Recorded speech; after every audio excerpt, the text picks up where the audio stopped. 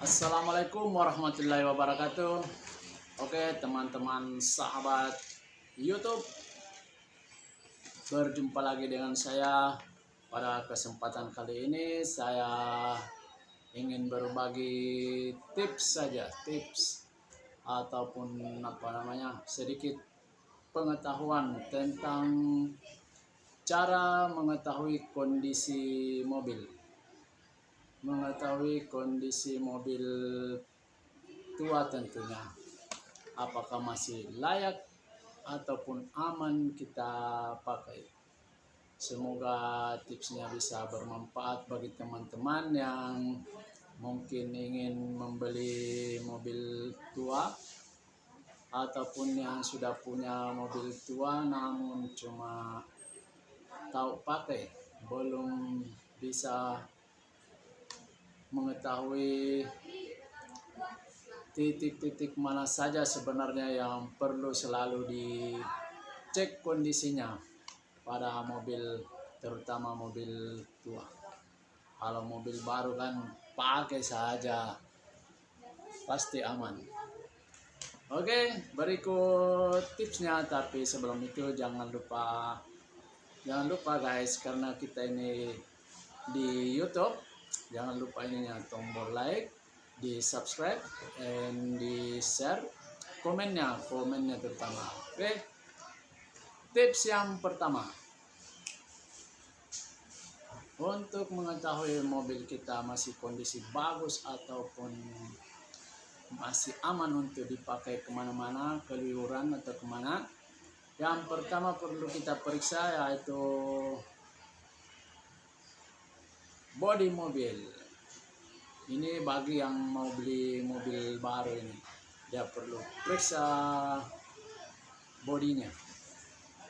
Kalau yang sudah punyanya sendiri ya boleh juga. Yang perlu dicek pada bodinya itu di bagian atapnya ataupun di samping, apakah dia sudah catnya masih aman atau sudah ada yang terkelupas atau mungkin sudah ada yang kropos, sudah ada yang yang berkarat, apalagi sampai kropos. Sudah pernah didempul, dempulnya sudah mulai terangkat. Itu biasa terjadi pada mobil-mobil tua. Kroposnya juga biasa ada di bagian lantai. Terus pintu mobil kita, apakah kunciannya ini kunci pintunya berfungsi dengan baik, bisa tertutup rapat sehingga kalau hujan tidak merembes masuk hujan. Nah, itu perlu dicek juga kondisinya, kondisi pintu. Apalagi kondisi karet-karetnya, karet-karet pintunya. Kemudian engsel pintunya, engselnya itu kalau engselnya sudah kocak itu biasa sudah susah ditutup rapat. Apalagi kalau mobil-mobil sudah umur 30-an ke atas, itu pintunya pasti sudah ada yang bunyi kikuk-kikuk gitu. Ada untuk bagian bodi ya, penampilan catnya begitu. Terus apakah kropos, apakah pintunya masih aman, tertutup rapat, samping kiri, kanan, depan, belakang. Oh, tidak ada depan pintu ya, di belakang. Belakang. Oke. Setelah bodinya, kita cek kelistrikan mobil kita. Kelistrikan mobil itu perlu diperiksa juga terus secara kontinu sebelum kita pakai pergi rekreasi atau kemana-mana. Kelistrikannya apa saja? Ya, salah satunya kabel bodinya. Apakah ada yang pernah dimakan tikus, perlu kita periksa itu di bagian buka kap kepalanya. di bagian bawahnya kan biasa tikus bersarang di situ. Nah, kabel-kabelnya cek apa ada yang putus, cek lampu sennya, lampu sen kiri kanan apakah masih menyala kiri kanan sebelum kita kendarai. Kiri kanan, lampu stop, lampu kepala depan jauh dekat, dan lampu sennya, lampu hasapnya, lampu kota. Nah, itu semua perlu dicek kelistrikannya. Yang ini masih yang kedua ya, kelistrikan. Sekringnya apa ada yang perlu sudah putus, nah cek semua. Kemudian yang ketiga kondisi kaki-kaki mobil kita. Kondisi kaki-kakinya itu yang saya sebut kaki-kakinya itu seperti sebreker depan, belakang, apalagi ball jointnya ataupun apa namanya tirotnya, lahar rodanya. Ya, perlu dicek semua kondisinya, apakah masih layak dipakai atau masih aman dipakai, karena jangan sampai di perjalanan baru rusak. Nah, kan repot lagi jadinya. Jadi sebelum digunakan perlu cek dulu kondisinya. Oke, setelah periksa kaki-kaki mobilnya, digoyang-goyang apakah bunyi kiku. Cara cek kaki mobil, goyang-goyang sedikit mobilnya. Kalau ada bunyi kiku berarti ada masalah di bagian kaki-kakinya, mungkin di sebreker atau mungkin di ball jointnya atau mungkin di tirotnya begitu, ataupun laharnya. Oke, setelah cek kaki-kaki mobil, kondisi kaki-kakinya, kita cek juga mesin mobil ini yang terutama. Mesin mobil itu kita periksa oli mesinnya, apakah dia berkurang atau tidak. Karena kalau berkurang, maka itu pasti menandakan indikasi ada kelainan pada mesin, dan ya bisa menyebabkan kerusakan, bisa menyebabkan mogok kalau olinya kurang. Apakah ada rembesan atau menetes di oli mesinnya di bagian lantai bawah, periksa apakah ada rembesan, karena kalau olinya berkurang itu pasti mungkin dia olinya habis masuk ke ruang bakar atau habis menetes ke lantai. Rembesannya itu diperiksa mesinnya. Oke,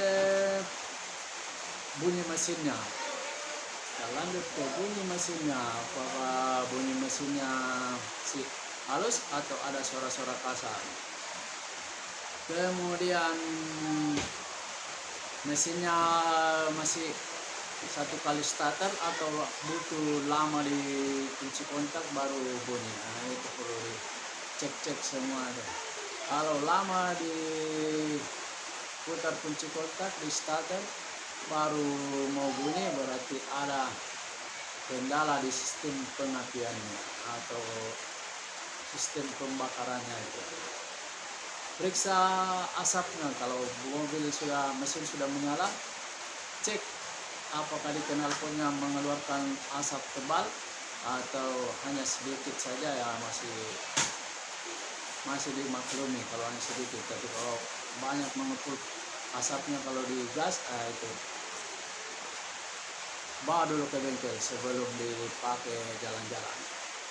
Oke, setelah mesin, rem. Karena mesin dengan rem itu harus selalu sama-sama fit. Mesinnya fit, rem harus fit. Karena kalau mesin fit, remnya tidak fit, bahaya, bisa kita dikasih terjun ke jurang atau dikasih kemana.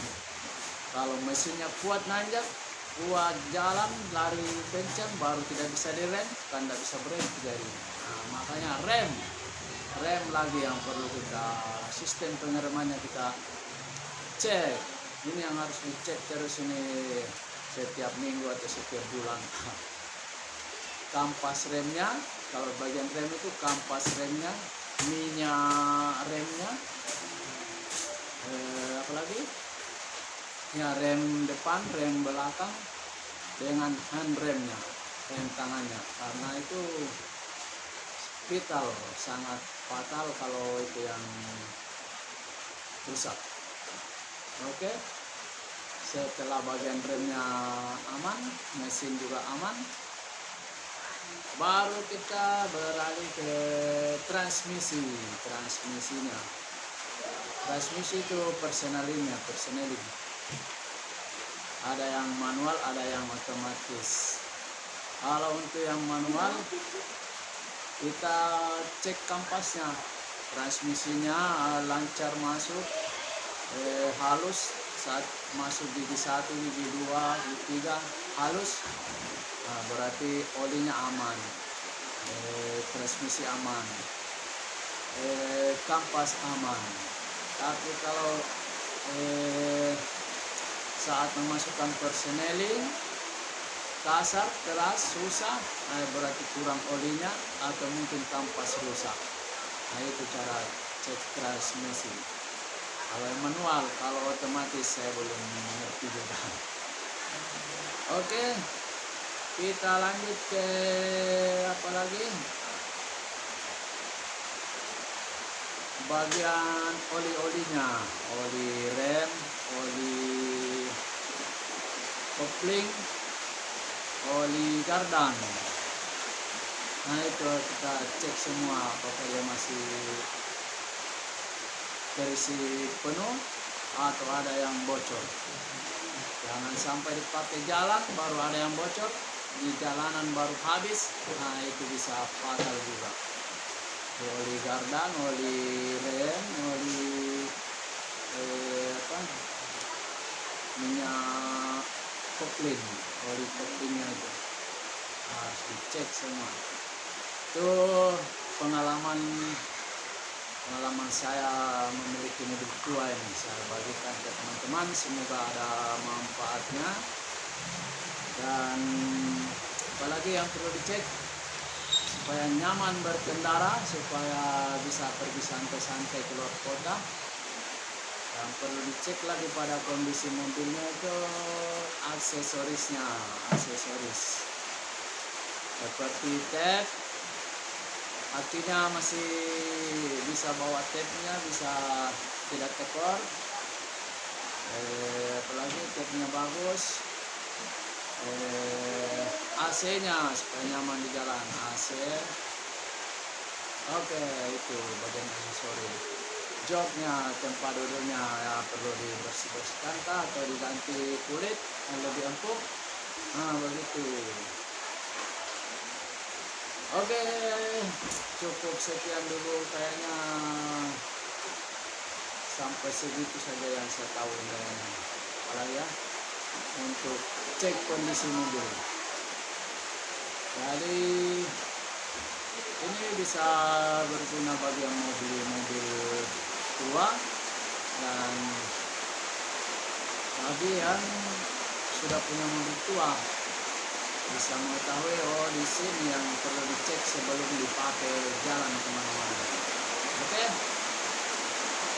cukup sekian dulu, semoga bermanfaat. Karena musim hujan ini, suara hujan juga keras ini, semoga bermanfaat. Dan ucapkan terima kasih yang sudah like, komen, dan subscribe. Sampai jumpa, bye bye.